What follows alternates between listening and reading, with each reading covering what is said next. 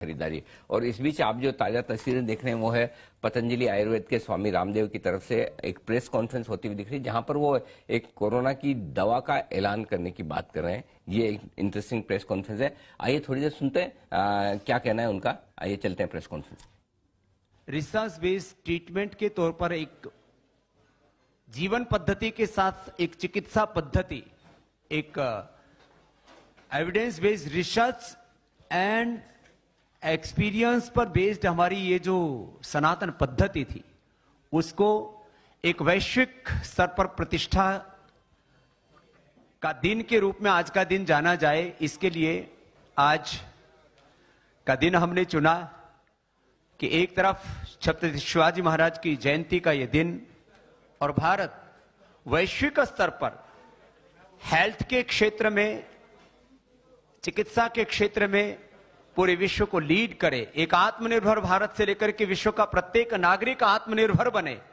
इसके लिए हम योग और आयुर्वेद को वैश्विक स्तर पर वैज्ञानिक और प्रामाणिकता के साथ प्रतिष्ठापित करने के लिए आज यहां पर उपस्थित हुए हैं।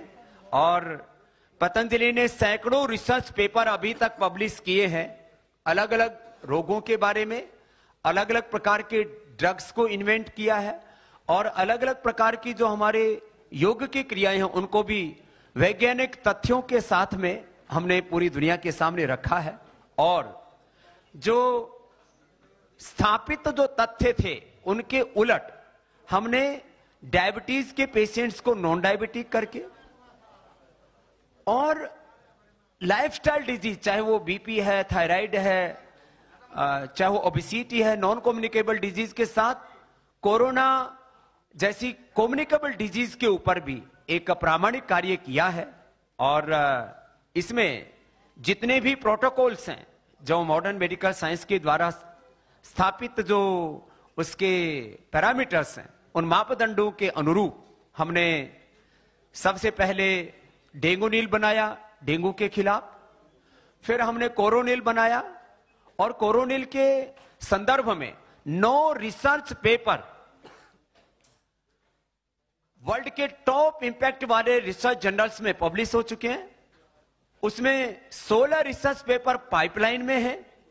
इसी प्रकार से अलग अलग बीमारियों के बारे में सैकड़ों रिसर्च पेपर्स हमने ऑलरेडी पब्लिश कर चुके हैं। और जब हमने पिछली बार यहां रिसर्च के संदर्भ में हमने एक कॉन्फ्रेंस किया था, तब भी हमने रिसर्च फाउंडेशन के जितने भी हमारे रिसर्च पब्लिकेशंस हैं वो हमने सारे के सारे आपको उपलब्ध करवाए थे। ये सारे के सारे रिसर्च पेपर्स हैं, ये पहले हम आपको इस संदर्भ में बता चुके हैं। और अब जो इसके बाद जो दूसरे रिसर्च पेपर जो अभी तक पब्लिश हो चुके हैं, उन सब का एक हमने ये कंपाइल करके ये दूसरा एक पूरा महाग्रंथ बन गया है। जैसे हमारे यहां पर 20,100 ऋचाएं वेदों की है, ऐसे ही ये सारे वो रिसर्च पेपर्स का एक पूरा का पूरा डेटा है यहां पर।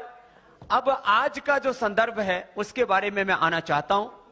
जब हमने कोरोनिल, श्वासाहारी और अणु तेल के द्वारा लाखों लोगों को जीवन दान देने का काम किया, तो बहुत लोगों ने प्रश्न उठाए कि इसके साइंटिफिक पैरामीटर्स को फॉलो किया गया है, नहीं किया गया।